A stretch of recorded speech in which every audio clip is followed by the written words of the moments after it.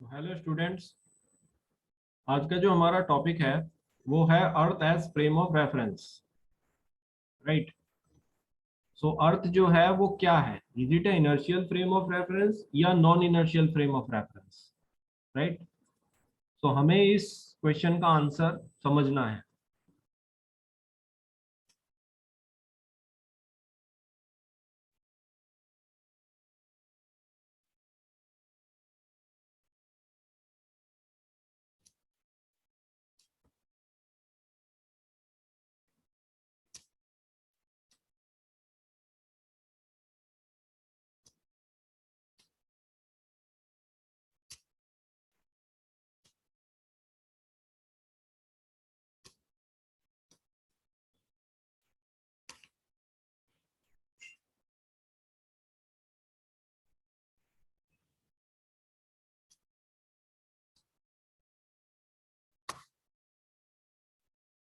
तो मान लो ये अर्थ है।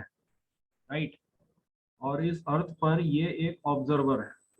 राइट। तो ये एक ऑब्जर्वर है।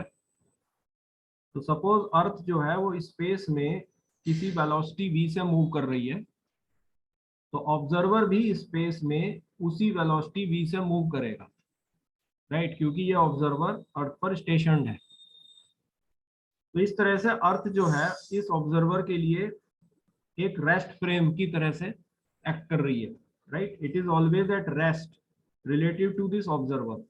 तो जो भी ऑब्जेक्ट्स अर्थ के ऊपर हैं उन सभी ऑब्जेक्ट्स के लिए अर्थ जो है एक रेस्ट फ्रेम की तरह से है। Because earth is always at rest with all the bodies जो भी अर्थ पर स्टेशनड है। तो इस तरह से जो भी बॉडीज अर्थ पर स्टेशनड हैं उन सबके लिए अर्थ जो है एक इनर्शियल फ्रेम ऑफ रेफरेंस है। राइट। सो हम सबके लिए अर्थ एक इनर्शियल फ्रेम है और इसीलिए अर्थ पर रहते हुए न्यूटन्स के लॉज ऑफ मोशन हम लोगों के लिए वैलिड है। Right. Now let me take another case.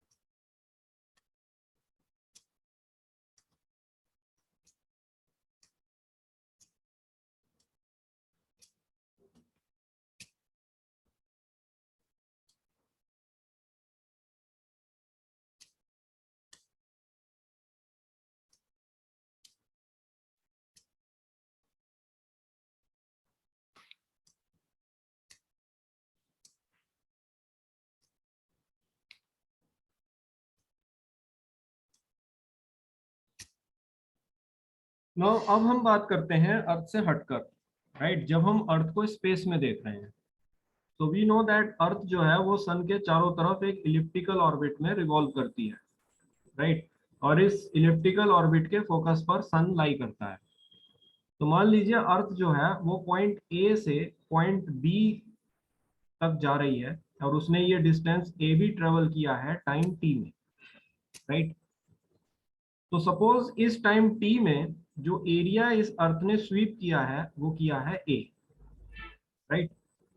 Now suppose ये अर्थ जो है सन से जब दूर हो गई तो ये पॉइंट सी से पॉइंट डी तक जा रही है उसी टाइम टी में, in the same time T. और केपलर के प्लेनेटरी मोशन के लॉज के अकॉर्डिंग हम जानते हैं कि अर्थ जो है इक्वल टाइम में इक्वल एरिया स्वीप करती है, राइट। तो ये एरिया भी जो अर्थ ने पॉइंट सी से पॉइंट डी तक जाने के लिए स्वीप किया है वो भी ए होगा, राइट। नाउ ये दोनों एरियाज इक्वल हैं, राइट। लेकिन ये कुछ नैरो है और ये जो है वाइड है, लेकिन एरियाज इक्वल है। तो इसका ये मतलब है कि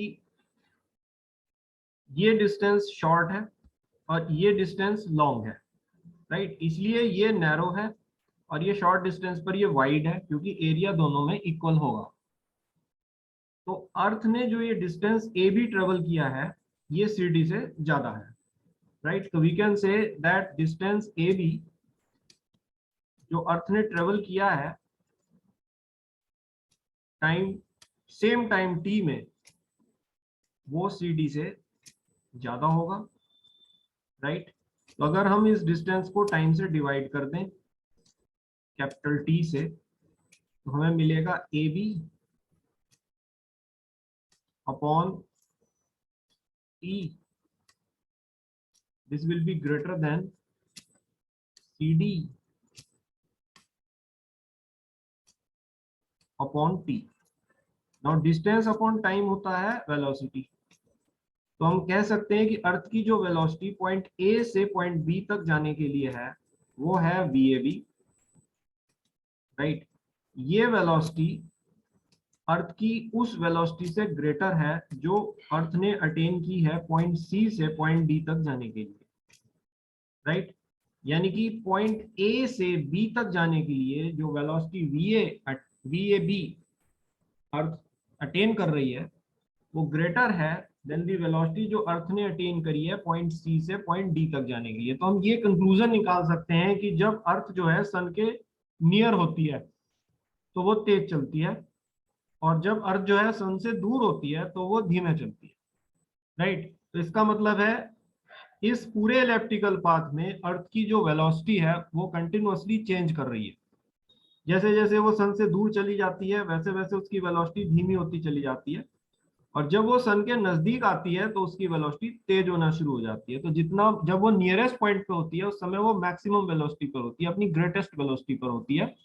और जब वो फारथेस्ट पॉइंट पर होती है तो वो अपनी लीस्ट वेलोसिटी पर होती है। तो इस वेलोसिटी के चेंज होने से हम कह सकते हैं कि अर्थ एक एक्सेलरेशन लिए हुए है because the velocity is changing, right. तो ये एक्सेलरेशन आ रहा है because of the gravitational force of the sun, right. So जो अर्थ पर सन के द्वारा ग्रेविटेशनल फोर्स लग रही है उस ग्रेविटेशनल फोर्स के कारण अर्थ जो है एक्सेलरेट हो रही है। तो हम अर्थ को एक एक्सेलरेटेड फ्रेम मान सकते हैं और हम जानते हैं कि जो भी एक्सेलरेटेड फ्रेम होता है वो नॉन इनर्शियल फ्रेम होता है। तो इस तरह से अगर हम अर्थ को स्पेस में रह करके देख रहे हैं, अर्थ से हटकर उसको देख रहे हैं, तो अर्थ जो है एक नॉन इनर्शियल फ्रेम है। लेकिन जब हम अर्थ पर रह करके अर्थ को स्टडी कर रहे हैं तो हम उससे साथ रेस्ट पर हैं, तो अर्थ जो है हमारे लिए एक इनर्शियल फ्रेम है। So now we can read these statements. So Earth is an accelerated frame in its motion through the space around the sun, right?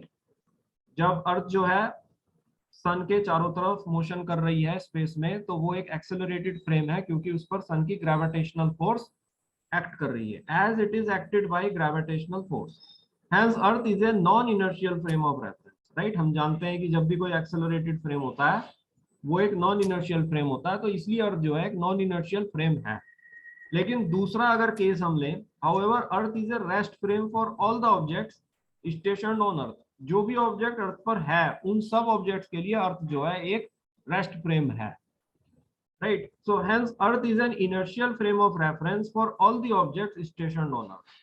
इसलिए जो भी ऑब्जेक्ट्स अर्थ पर स्टेशन्ड है उन सब के लिए अर्थ जो है एक इनर्शियल फ्रेम है। तो I hope you understand now this concept. Concept का समरी ये है कि अगर हम पृथ्वी पर हैं तो हमारे लिए अर्थ एक रेस्ट फ्रेम है, एक इनर्शियल फ्रेम है। लेकिन अगर इसी पृथ्वी को हम स्पेस से देख रहे हैं, उससे हटकर इसे देख रहे हैं, तो इस पर एक ग्रेविटेशनल फोर्स लग रही है और उस फोर्स के कारण ये एक्सेलरेट हो रही है, तो ये एक नॉन इनर्शियल फ्रेम। तो अगर हम अर्थ पर हैं तो अर्थ पर रहते हुए न्यूटन के सारे लॉज हमारे लिए वैलिड हैं। लेकिन अगर हम इसी अर्थ को स्पेस से देख रहे हैं तो स्पेस से देखते वक्त अर्थ पर जो भी न्यूटन के लॉज हैं वो हमारे लिए इनवैलिड होंगे, राइट, क्योंकि अर्थ पर एक ग्रेविटेशनल फोर्स लग रही है और उस ग्रेविटेशनल फोर्स का इफेक्ट जो है वो बॉडीज पर आएगा जो अर्थ पर हैं।